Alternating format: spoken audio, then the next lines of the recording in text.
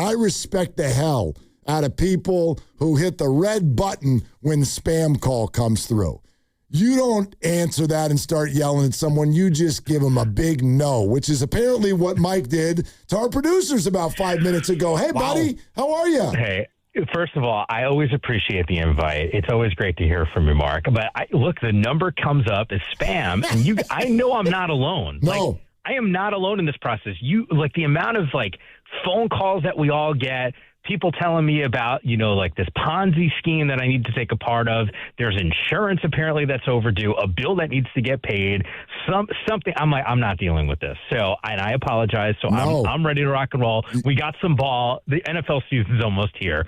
So I'm looking forward to it. Yammer, it's on us. There's no way, two ways about that. If it comes up, it's spam. I'd have done the same thing. But yeah, let's talk ball. When you look at a situation like tonight, 49ers and Chargers, I just wonder kind of where your mind goes right now. We know we're not going to see the starters for very long, but are there some specific position battles, maybe some specific players that you're looking forward to seeing tonight in this matchup?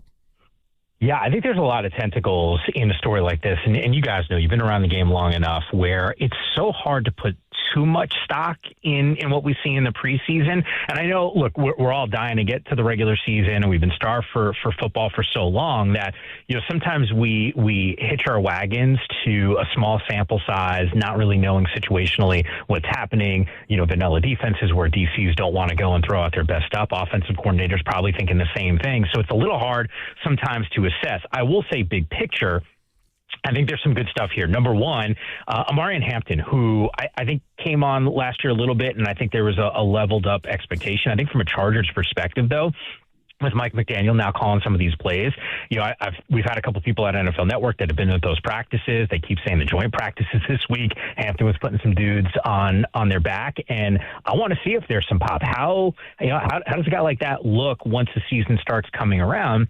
And I also say a little more concern from a Chargers offensive line perspective. Last year, Rashawn Slater got banged up. Joe Alt got banged up. Biotic is a guy that they signed to be their center. He just got hurt. He's going to be out for an extended period of time.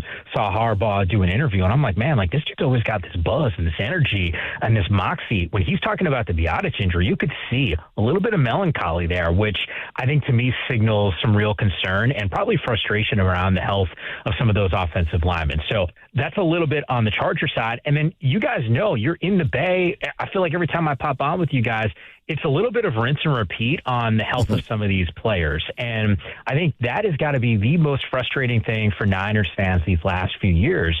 Christian McCaffrey, in the seasons where we're talking about, 400 plus touches, almost 400 plus touches, that following year, there's some sort of issue. And I know we've been talking about tightness now for about a week and a half or so. How effective is CMC going to be, during the course of the season? Definitely something I'm monitoring. George Kittle, what's he going to look like when he's ready to rock and roll? I think there's some unknowns right now with this Niners squad, but there's still a ton of upside because you guys know the talent is on this roster. And I know there's focus on Seattle, there's focus on the Rams, as there should be. But I think in some ways, if this team is right and they're healthy, they're as dangerous as any in the league. And last year, they weren't necessarily right or healthy. Their starting quarterback missed almost half the entire regular season, yet they went 12-5. When you look back, Mike, at the Niners season, are you a little surprised at how much success they had? No question. I don't know how you can't be. I mean, we were talking about it on NFL Network a ton. This might be, Kyle Shanahan is one of the best coaches in the NFL, but I think the job that he did a year ago, if he needed to put like a reel and a resume tape out there like broadcasters do, just watch the season. Look at what he was able to navigate. The injuries that continue to mount up. Give credit to Mac Jones and him coming in to pinch hit for Brock Purdy. But schematically, what Christian was able to do on the football field, navigating also some of these injuries and the health of this football team, they earned every single win that they got last year. And I think the biggest reason you can point to their success, obviously the guys that stepped up, that next man up mentality. But the job that Kyle did was second to none, I think. Mike, when you look at a matchup like this, and this has been happening in the Bay a lot this week, whenever there's a joint practice, we compare the coaches, we compare the quarterbacks, we kind of get into it a little bit. So I wonder how you compare and contrast Brock Purdy and Justin Herbert. Herbert, a top 10 pick, howitzer arm, the height. He's got all those measurables, but he doesn't have a playoff win. Right, yeah. And then there's Brock Purdy, little guy, 7th round, been to a Super Bowl, multiple NFC title games. How do you blend all of that and come out with some sort of an opinion? Well, let me ask you this, Mar. How about, and I'm not trying to get away from your question. If I said to you, which guy, if you're starting your franchise, which guy would you want? Which way would you lean? Justin Herbert. Yeah, I think a lot of people would. And by the way, I'm not saying that's even the right answer. Right. I'm just saying that I think most people would lean that way because I think there's been a little bit of disrespect that Brock Purdy has gotten. I know, a bunch of years we're doing these shows and, people were talking about him as a system guy. And I always felt like that was disparaging. Brock Purdy has earned the contract. Brock Purdy has had success. He's been able to deliver in the system that Kyle Shanahan has put in front of him. I think the difference, too, is also like organizationally. And I don't know if this is a topic that you guys have discussed when comparing not only these quarterbacks, but these franchises. It's still the Niners, right? I mean, it's still the San Francisco 49ers. Those dudes take the field in those uniforms. That still looks a certain way. And there's some moxie. There's some confidence. That's a franchise that is as well-known and as iconic as we have in the entire league. And then you got the Chargers in a city like Los Angeles that's still in the shadow of the Rams. And quite frankly, both of those teams don't get a ton of love. I mean, there's that running joke, right? In Los Angeles, when the Rams have a home game, sometimes it still feels like a road game for those dudes. And I think there's at times, I think it is meaningful to understand what it takes to win and the culture that's there. And I do think Harbaugh has brought that because it has shifted since he's been there. I thought last year, guys, was going to be the year for the Chargers because the roster was pretty darn talented. But I made reference to, that offensive line issues that they have. It's still a game's still playing in the trenches. We all know that. And I don't think that they were able to overcome it. The problem is quarterback is sometimes a beauty contest. And I think when you look at Justin Herbert and you throw those traits out like you did, it's hard not to go, damn, that guy is good because he's so friggin' talented. But at the same time, like, you got a winner. And Brock might not look like Justin Herbert out there, but still a talented quarterback, still a guy that's got a great roster. And I think the wins have piled up because of A, leadership, B, that franchise and understanding what it takes to win. I think the Chargers are still trying to figure that out. And are they trying to figure out their identity? Because the Jim Harbaugh offenses have always seemed to be, multiple tight ends, big running backs. Totally. We're going to play physical, but now you've got this great elite thrower of the football. Are they still trying to find their identity, Mike? I think it's a great point because I think even if you go back and Bay Area fans will appreciate this when, Harbaugh's at Stanford, right? Like, how did that program shift? It's exactly what you just described. In the trenches, big bodies, up front, run the football, and we're just going to smash you. And I think that was something, this goes back to maybe that melancholy reference that I had to Harbaugh when Biotic goes down, and you could just sort of see the disappointment there. But I think you're right. I think this team came in with Harbaugh thinking that was going to be the path. And I'm not saying it's not, but it's Mike McDaniel now that's going to be calling these plays. Like, that's different. I think about what he accomplished in Miami and a lot of the motion, the anticipatory throws that Tua had, just a plethora of options at the wide receiver spot.